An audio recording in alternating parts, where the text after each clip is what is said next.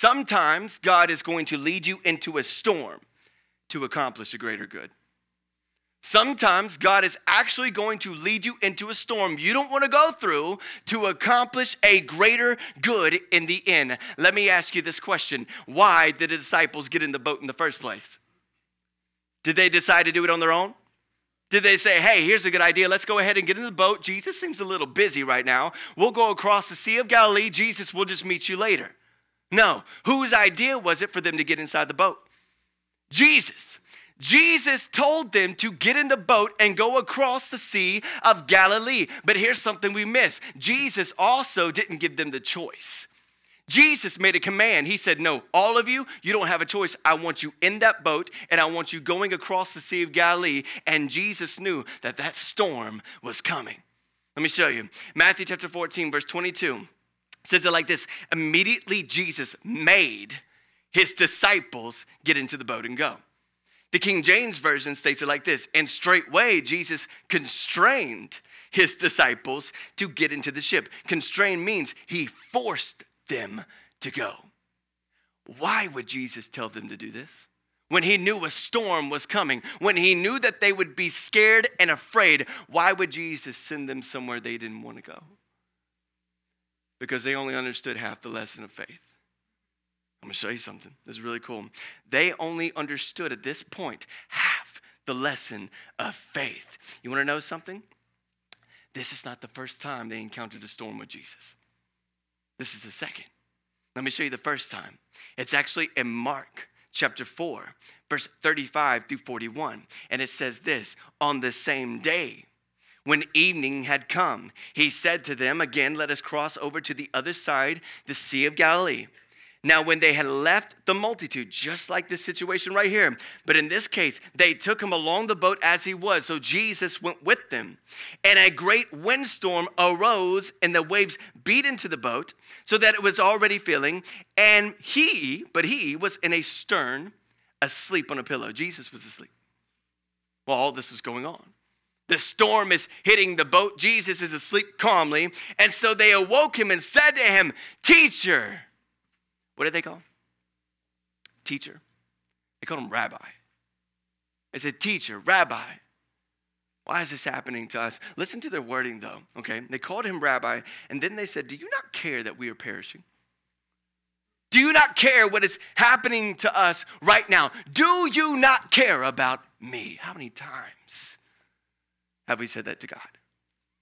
Over and over again, God, do you not care about me or my situation? I'm praying to you over and over again, but I just don't believe that you're here anymore because I'm not seeing the results that I'm praying for.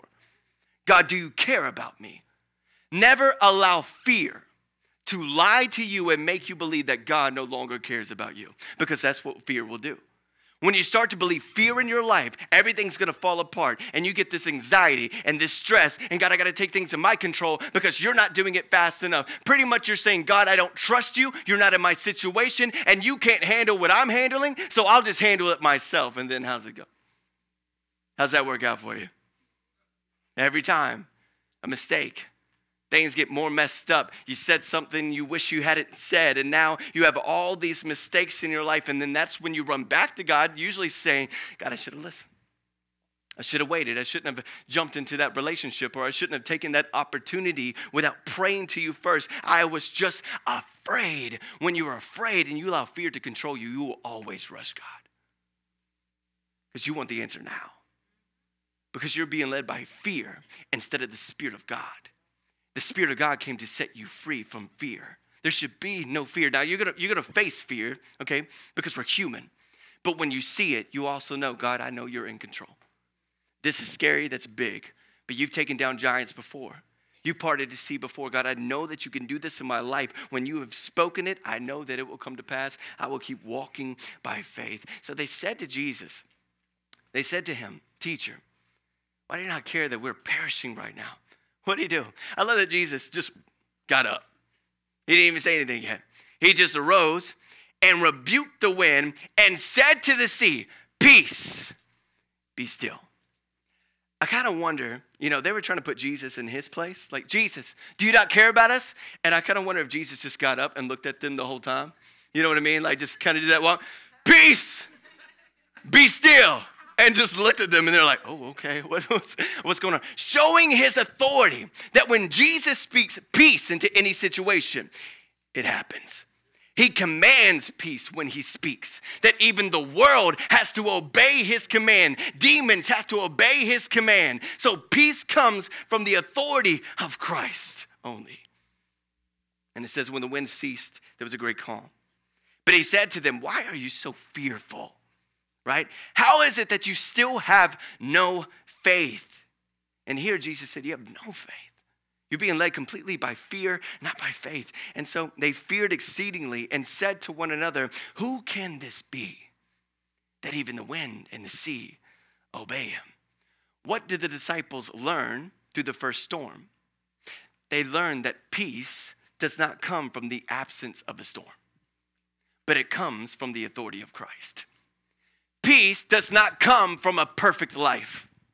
Peace does not come from a perfect job, perfect finances, perfect relationship on the outside, perfect all these things that we think will make us complete and satisfied. But even if you have these things, sometimes you wake up saying, there's got to be more. I'm still not fulfilled and I don't understand why. You know, it's crazy. I see people reach goals that they've had for years. And there's almost a little depression that hits them. Because as soon as they reach that goal, it's not what they thought it would be. It's there, it's good, it's a blessing, but it just doesn't satisfy. It doesn't fulfill, because once you reach a goal, guess what? You automatically have another goal. And then you have another goal again. And so you're constantly trying to race and reach all these goals in your life that still never satisfies. So peace does not come from no storms in your life or no trials, a perfect life. Peace comes from the authority of Christ speaking over your life. And again, God, I don't understand why I'm going through this. Can you please help me? And God will speak peace over your heart. And sometimes like a whisper, he'll say, be still, be calm. And even though everything is still as it was, there's something from above that's giving you peace right now, because you know the presence of God is with you. And the truth is, let me share this with you. You can be doing exactly what Jesus told you to do and still encounter a storm. You could be doing exactly what Jesus told you to do and still encounter a storm. But here's my encouragement. It doesn't mean, okay, that you're going the wrong direction. And it also doesn't mean that you're being punished by God. It just means that God is trying to teach you something important before you get to the place you're supposed to be at. God is allowing you to go through this storm right now to feel these feelings so that you can understand a revelation in your life that you need to learn before you get to that point. So here's what the disciples thought they understood. They thought, okay, times get hard. I'll just go wake up Jesus. He'll calm the storm. Right there, right? Because he's right beside us. He can do it immediately. How many of you know that God doesn't always work that way? Sometimes God lets you sit in the storm a little longer than you wanted to. Sometimes God allows that storm to continue for months. Sometimes it's even years in your life, right? God will allow you to sit, and sometimes you're praying to the Lord, God, will you just please end it and take it away like you did before? And it seems hard to hear his voice. See, they knew when Jesus was physically beside him, they could wake him up and he would just calm the storm and the waves. But they would quickly find out, listen, that even when you feel like you can't see God, God is always seeing you. Even when you feel like God is not there, God is always there in your situation. In fact, he brings victory in whatever trial, every storm that you're going through. But the question is, do you believe it? Are you led by fear? Or are you led by faith? It makes a huge difference. You just need to understand God will allow you to go through some storms in your life to accomplish a greater good in the end.